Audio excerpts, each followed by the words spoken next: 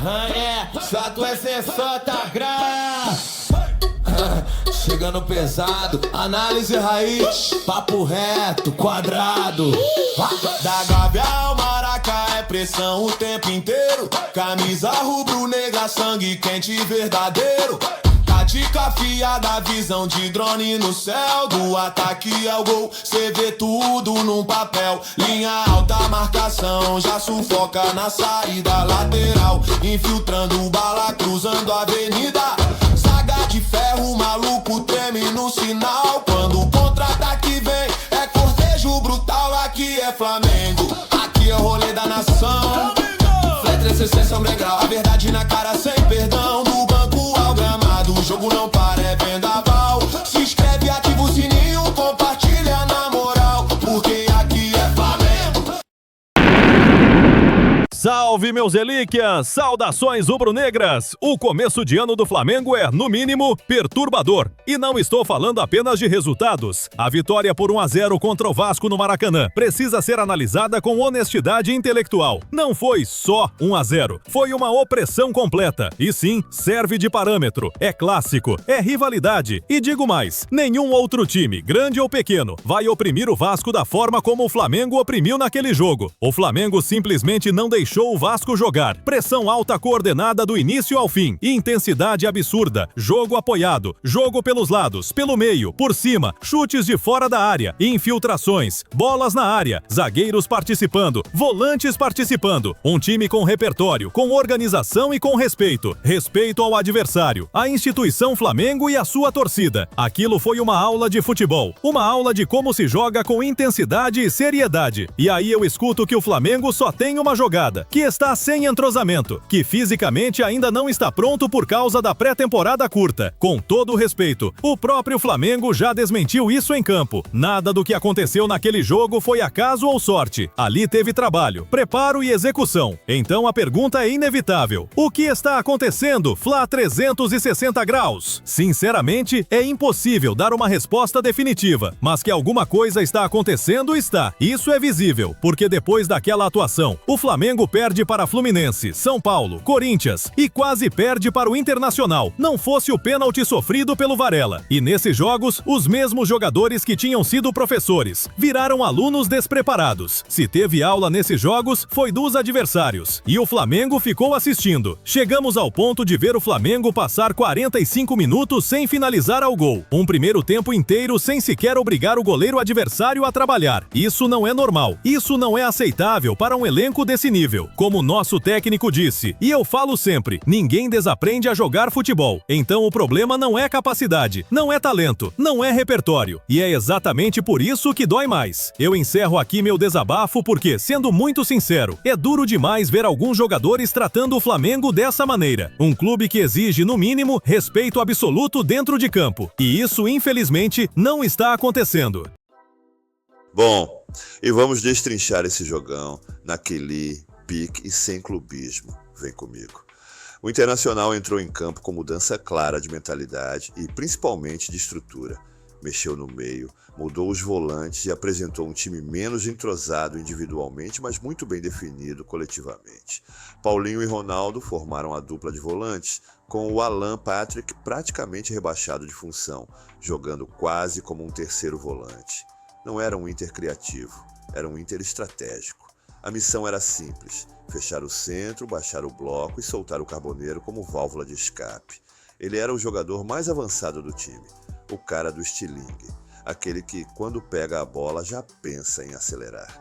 O Flamengo, por sua vez, foi a campo sabendo onde o Inter era mais frágil. Por isso entrou com o Bruno Henrique justamente para fixar a última linha e forçar sobras defensivas. A ideia era clara: pontas bem abertos, Paquetá e Cebolinha posicionados desde o início da construção para esticar o campo e tirar o Inter do conforto. A zaga titular foi mantida, mas a entrada do Royal tinha um propósito específico, e o Felipe opta pelo De La Cruz no lugar do Everton Araújo, pensando em algo bem definido: bola longa e inversão rápida. O Flamengo passou a construir quase tudo pelo lado esquerdo, chamando o Inter para esse setor como quem chama a marcação no futsal. Campo curto de um lado, defesa toda mordendo ali. Quando o adversário se agrupava, vinha a inversão rápida para o lado direito, onde o Royal aparecia como desafogo. Nesse momento, o Bernabé era obrigado a subir, e aí o espaço surgia por dentro.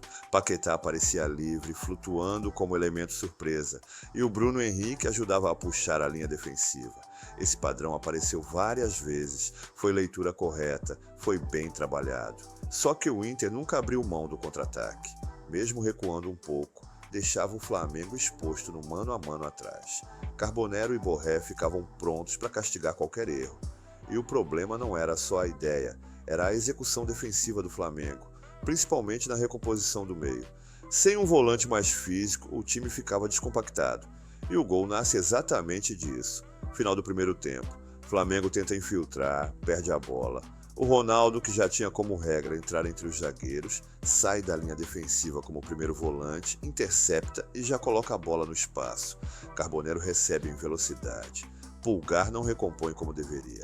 Léo Pereira larga o Borré nas costas para tentar sair no Carbonero, mas não dá o bote e nem faz a falta. Carbonero acelera, ganha no tempo e no corpo.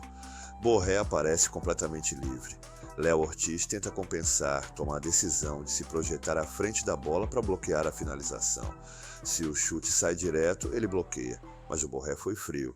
Finge a finalização, corta, deixa o Ortiz vendido e chapa de canhota no canto. Rossi não tem o que fazer. 1-0 Internacional. Foi um gol que escancara tudo. Um Flamengo que, mesmo tendo plano, falhou na execução defensiva e no equilíbrio do meio. Futebol de alto nível é isso. Um erro, um espaço e a conta chega. Na volta para o segundo tempo, o Internacional muda completamente o comportamento. Sai daquela zona de guerra no meio-campo, desfaz a trinca de volantes e decide recuar de vez. Bloco baixo, linha plantada dentro da própria área, chamando o Flamengo para cima, como quem diz, vem no erro. O Inter passa a correr mais para trás do que para frente. Fica menos agressivo com a bola e aceita jogar sem posse. Esse movimento do Inter praticamente obriga o Felipe Luiz a mexer.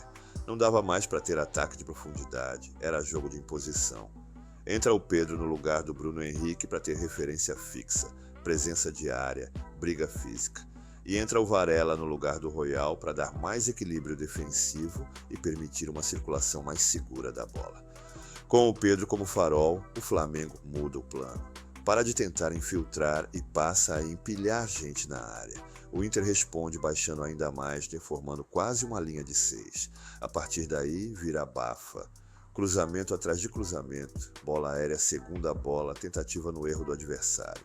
Não era um jogo bonito, era um jogo de sobrevivência ofensiva. E nesse empurra-empurra, na insistência, o Flamengo consegue um pênalti com Varela. Arrascaeta vai lá, frio, categoria pura. 1-1. Primeiro ponto do Flamengo no Brasileirão, na marra, mas o empate não esconde o problema estrutural. O Flamengo não consegue encaixar pressão alta. O time não joga curto, não joga junto, fica espaçado demais. Falta perna, falta coordenação, falta cobertura. E aí fica claro o que o campo está pedindo aos gritos. Everton Araújo. Quando o Everton entra, o meio muda de temperatura. O garoto cobre mais chão, encurta espaços, fecha buracos que estavam escancarados. Tecnicamente seguro, fisicamente inteiro e principalmente com fome. Dá pra ver que ele tá jogando para ganhar, não tá passeando em campo. E isso impacta diretamente o Pulgar, que parece muito mais confortável e confiante jogando ao lado dele do que com qualquer outra dupla nesse início de temporada. O Flamengo, mesmo assim, não passa a criar grandes chances. Não é que o time desaprendeu a criar, é que o contexto ainda não permite. Quando Pulgar e Jorginho estiverem 100%, é óbvio que essa dupla tende a ser titular. Mas futebol é momento. E se o campo fala, e nesse momento ele está gritando, e o Felipe precisa ouvir. E o nome que o campo está chamando é Everton Araújo. Merecimento existe no futebol. E hoje, poucos merecem mais estar nesse time do que ele. O Flamengo terá um tempo para treinar até o próximo compromisso do Campeonato Brasileiro. O jogo contra o Sampaio Corrêa no Maracanã surge como uma oportunidade clara para algumas correções urgentes. É possível sim entrar com a equipe principal, dar ritmo aos jogadores, buscar uma vitória consistente com saldo de gols e ao mesmo tempo aproveitar esse período para ajustar o que hoje está claramente desorganizado. Do jeito que o time se apresenta, o Flamengo não está bem, isso é inegável. O próprio Felipe, na coletiva, afirmou que o time vai voltar. É exatamente isso que a torcida espera, porque não é aceitável ver o Flamengo sofrer quando deveria estar mantendo um caminho de confiança e estabilidade.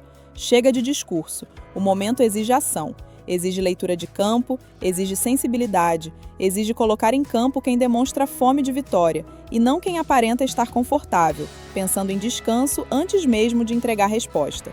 A perda da Supercopa e o futebol muito abaixo apresentado até aqui deixaram a torcida em estado de alerta.